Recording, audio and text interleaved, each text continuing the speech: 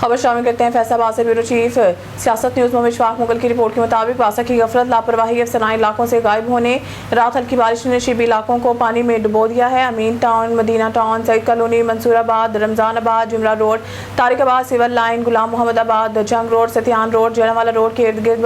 علاقے بارشی پانی میں نکاسی یاب نہ ہونے سے ڈوب گئے ہیں۔ آمد معطل گھروں سے نکلنا محال، ہر طرف پانی کیچڑ، سیوریج لائنیں بند ہونے سے بدبو ہی بدبو، سانس لینا دشوار ہو گیا ہے، جبکہ واسا عملہ چند ایک مقامات پر نکاسی یاب کر کے سب اچھا ہے کی رپورٹ بتا رہے ہیں۔ اگر واسا ڈائریکٹر، ڈپٹی ڈائریکٹر اپنے عملے کے ساتھ علاقوں کا وزٹ کرے، بند سیوریج لائنیں کھلوائیں، برساتی نالوں کی صفائی کروائیں تو کافی حد تک جگہ جگہ کھڑے پانی کا مسئلہ